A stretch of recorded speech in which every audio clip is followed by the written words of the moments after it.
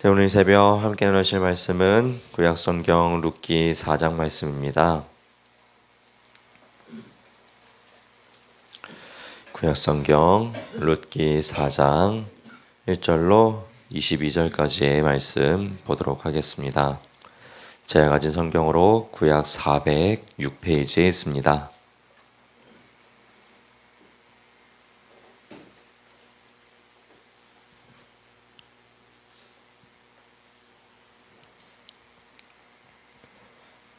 룻기 4장 1절로 22절까지의 말씀, 저와 여러분 한 절씩 교독하며 말씀을 보도록 하겠습니다.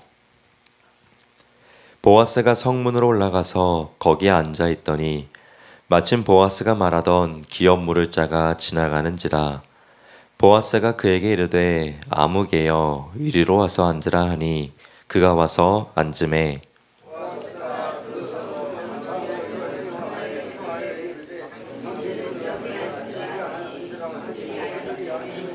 보아스가 그 기업 물을 자에게 이르되 모압 지방에서 돌아온 나오미가 우리 형제 엘리멜렉의 소유지를 팔려 함으로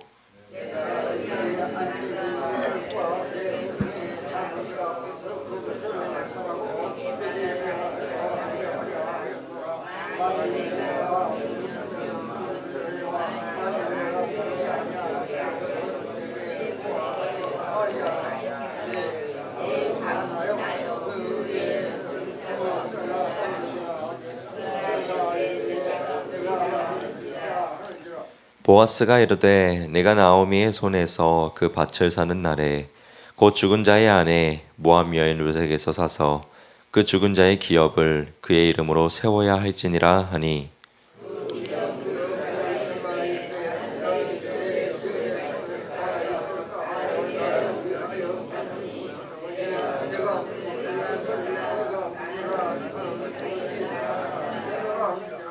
옛적 이스라엘 중에는 모든 것을 모르거나 교환하는 일을 확정하기 위하여 사람이 그의 신을 벗어 그의 이웃에게 주더니 이것이 이스라엘 중에 증명하는 전례가 된지라.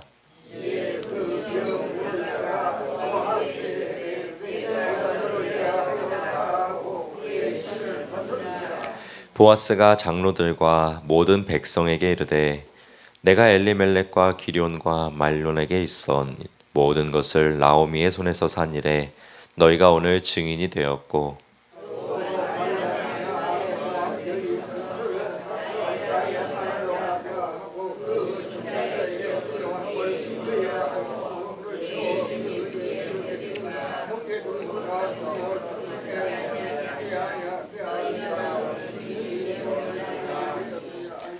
성문에 있는 모든 백성과 장로들이 이르되 우리가 증인이 되나니 여호와께서 내 집에 들어가는 여인으로 이스라엘의 집을 세운 라헬과 레아 두 사람과 같게 하시고 내가 에브라스에서 유력하고 베들레헴에서 유명하시게 하시기를 원하며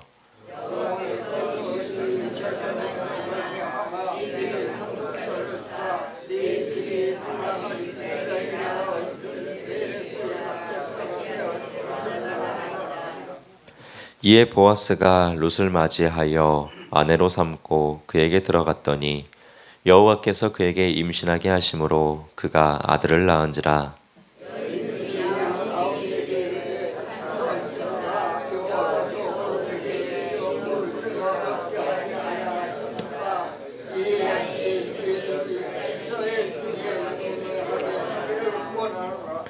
이는 내 생명의 회복자이며 내 노년의 봉양자라. 곧 너를 사랑하며 7 아들보다 귀한 내 며느리가 낳은 자로다 하니라.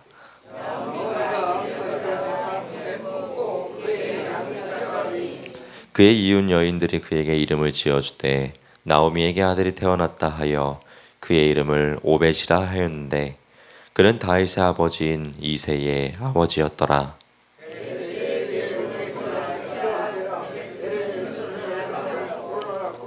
헤스론은 람을 낳았고 람은 암미나답을 낳았고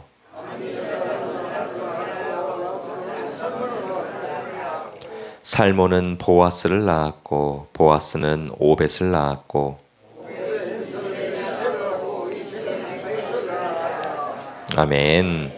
네, 오늘도 이 귀한 새벽 주님의 기도자로 부르심을 받으시고 그것에 응답하여 나온 우리 기도자 여러분들을 주님의 이름으로 환영하고 축복합니다. 나오미는 하나님의 품을 떠나 이 풍요를 따라 모압에서 10여 년간 살아갔습니다. 그 10년의 삶이 행복할 줄 알았지만, 그리고 그것을 기대하며 살아갔겠지만, 이 하나님의 품을 떠난 삶은 결코 행복할 수가 없음을 그녀는 깨닫게 되고 베들레헴, 즉 하나님의 나에게 품 안으로 다시금 돌아오게 됩니다. 하나님께 거하는 자, 하나님을 의지하고 그의 품 안에 거하는 자는 하나님의 그런 자를 책임져 주십니다. 하나님 품으로 돌아온 이 나오미와 그리고 며느리, 이 이방 여인임에도 불구하고 그 룻을 하나님 품 안에 있는 자이기 때문에 책임지시고 합력하여 선을 이루어 가시며 일하시기 시작하십니다. 그래서 아주 우연찮게 보아스라는 한 자를 만나게 되죠. 이 모든 것은 다 하나님의 손길이 있었던 역사하심이었습니다. 그럴 룻 2장을 보시면은 이제 보아스가 하나님의 성품을 닮은 이 헤세드의 삶을 살아내는 것을 이야기를 하고, 또 3장 말씀을 보면 룻 역시도 하나님의 성품을 닮은 이 헤세드의 삶을 베풀었던 자임을 이야기를 합니다. 그리고 이 보아스와 룻은 서로의 마음을 확인하게 되고 이제 부부로서의 그 인연을 계속해서 이어가기 위해서 또 이 고해 제도에 대한 이야기를 나누고 또 그것에 대한 이제 확정을 하기 위해서 이 보아스가 떠나는 것까지 보았습니다. 왜냐하면은 이제 보아스와 룻은 서로의 마음이 있었지만 아직 이 보아스가 룻을 아내로 맞이하기 전에 우선순위인 더 가까운 친족이 있었기 때문입니다. 그래서 이 친족을 만나기 위해서 이 보아스는 떠나가죠.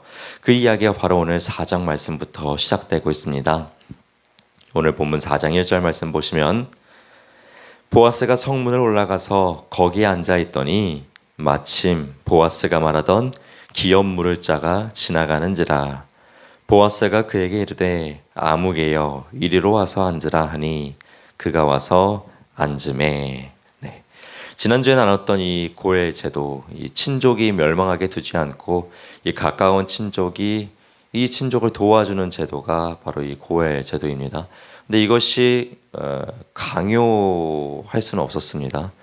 친족에게 가장 가까운 친족이 그 의무를 다하기를 바라야 하지만 이 친족이 거절한다면 그 다음 가까운 친족에게 넘어가고 또 이 친족이 거절하면 그 다음 친족에게로 넘어가는 것이 바로 이 고해 제도입니다.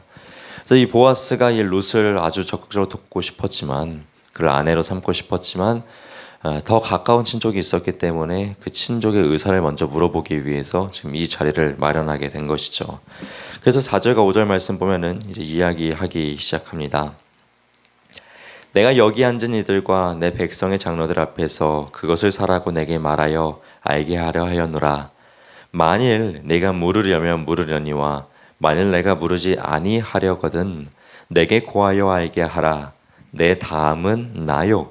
그 외에는 물을 자가 없느니라 하니 그가 이르되 내가 물으리라 하는지라. 보아스가 이르되 내가 나오미의 손에서 그 밭을 사는 날에 곧 죽은 자의 아내 모압 여인 룻에게서 사서 그 죽은 자의 기업을 그의 이름으로 세워야 할지니라 하니. 네. 이처럼 보아스는 우선순위 친족에게 너가 다해야 할 그 의무에 대해서 이야기를 합니다. 그런데 이 친족이 어떻게 합니까? 이 모르겠다라고 이야기를 해요. 이 말은 거절하겠다. 나는 그것을 감당하지 않겠다라고 이야기를 하는 것입니다. 이 다음 차례로 넘기겠다고 이야기를 합니다. 그러자 이 보아스는 왜 네가 다해야 할 그 의무를 이행하지 않느냐, 왜 하지 않는 것이냐 라고 이렇게 묻습니다. 그러자 그가 이렇게 대답해요. 6절 보시면 그 기업 물을 자가 이르되 나는 내 기업에 손해가 있을까 하여 나를 위하여 부르지 못하노니 내가 물을 것을 네가 물으라. 나는 물으지 못하겠노라 하는지라. 네. 여러분 그 이유가 뭐였습니까? 이 나오미와 룻을 책임지지 않는 이유가 무엇이라고 이야기합니까? 내 기업에 손해가 있을까 하여 나는 그것을 감당하지 않겠다라고 이야기를 해요. 이 고해 제도가 물론 의무인 이 강요할 수 없는 것이긴 하지만은 하나님께서 말씀하신 하나님의 말씀이기도 하죠. 그런데 이 사람은 그것을 이행하지 않겠다라는 거예요. 그런데 그 이유가 내 재산에 손해가 입으니까 그거는 안 하겠다라는 거예요. 여러분, 이 이야기를 지금 바꾸어 말하면 내가 하나님을 위해서 신앙생활을 하지만 내게 손해를 입히는 신앙생활까지는 안 하겠다라는 지금 이야기입니다. 오늘날 또 이러한 신앙인들이 또 얼마나 많은지 모릅니다. 신앙생활을 다 같이 하고 있지만 내 삶에 어떤 손해를 입히고 또 내 재산에 손해가 입힌다라면 하지 않는 것들, 그러한 또 안타까운 신앙의 모습을 보여주는 사람들도 참 많이 있죠.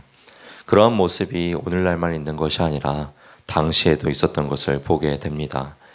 그들을 책임졌다간 자신의 기업에 손해가 입으니까 그 책임을 다하지 않겠다라고 지금 이야기를 하는 것입니다. 그리하여 보아스는 이제 이렇게 이야기를 해요. 9절과 10절 말씀 보시면 보아스가 장로들과 모든 백성에게 이르되 내가 엘리멜렉과 기럨과 말론에게 있던 모든 것을 나오미의 손에서 산 일에 너희가 오늘 증인이 되었고 또 말론의 아내 모압 여인 룻을 사서 나의 아내로 맞이하고 그 죽은 자의 기업을 그의 이름으로 세워 그의 이름이 그의 형제 중과 그곳 성문에서 끊어지지 아니하게 하매 너희가 오늘 증인이 되었느니라 하니. 아멘. 우선순위의 친족이 거절함으로 이 다음 순번인 보아스에게 이 의무를 다할 어떻게 보면 이 기회가 오게 되었습니다. 그리고 보아스는 그것을 감당하겠다라고 이야기를 합니다. 내 기업에 손해가 될지라도 나는 그 의무를 다하겠다라고 이야기를 합니다. 그러면서 이제 룻을 아내로 맞이하게 됩니다. 이제는 이 보아스는 율법적으로나 도덕적으로나 사회적으로나 어떤 문제 없이 합법적으로 이 나오미를 책임지며 이 룻을 아내로 맞이할 수 있게 되었습니다. 그래야 이 룻과 보아스는 수많은 사람들의 축복을 받으면서 연합하게 되죠. 본문 13절 말씀입니다. 이에 보아스가 룻을 맞이하여 아내로 삼고 그에게 들어갔더니 여호와께서 그에게 임신하게 하심으로 그가 아들을 낳은지라. 이 아들이 누구였을까요? 연이어서 17절도 보시면 그의 이웃 여인들이 그에게 이름을 지어주되 나오미에게 아들이 태어났다 하여 그의 이름을 오벳이라 하였는데 그는 다윗의 아버지인 이새의 아버지였더라. 아멘. 여러분, 이 오벳이 태어나게 됩니다. 이 오벳은 이새의 아버지라고 이야기를 해요. 이새의 아버지라고 합니다. 이 이새의 또 아들은 누가 있습니까? 바로 다윗이죠. 하나님 마음에 합했던 자, 하나님께서 언약했던 자, 그 위대한 이스라엘 최고의 왕 중의 왕, 이 다윗아. 이 다윗 왕의 조상이 바로 이 보아스와 룻이 됩니다. 그리고 나아가서 이 계보에서 우리가 신앙하는 그리스도 예수께서 탄생하게 되시죠. 정말 보잘것없었던 이 모압 여인 룻과 늦은 날까지 혼인하지 못하여서 홀로 살아가던 이 보아스, 이들을 통하여서 하나님께서 이러한 놀라운 역사를 행하십니다. 그리고 나아가서 구원을 베풀어 주신 예수 그리스도의 조상이 되게 해주시죠. 어떻게 해서 이들이 이렇게 쓰임을 받았을까? 그 이유는 아주 간단했습니다. 하나님이 쓰실 만한 사람으로 그 삶을 살아냈다라는 것이죠. 하나님이 쓰실 만한 사람으로 그 삶의 자리에서 살아냈다라는 것입니다. 그들의 삶의 자리가 어떠했습니까? 1절부터 나오죠. 1장 1절부터 나오죠. 사사 시대였습니다. 악하고 영적으로 타락한 시대였습니다. 그런데 그때에도 하나님의 말씀을 기억하고 하나님을 닮은 삶을 살아냈던 이 보아스와 룻을 하나님은 그 악한 시대에도 일하시고 그들을 사용하셨다라는 것입니다. 여러분, 이 말씀, 이들의 이 삶이 우리에게도 깊은 도전과 영감되길 소망합니다. 이 악한 시대에도 하나님은 여전히 역사하고 계신 줄로 믿습니다. 그리고 이 시대에 하나님의 말씀에 그대로 순종하며 살아내는 그 사람들을 통하여서 하나님은 계속해서 일하고 계십니다. 이 귀한 하나님의 쓰임 받는 자녀들이 저와 여러분이 되시기를 간절히 소망합니다. 이러한 거룩한 욕심들이 있기를 또한 소망합니다.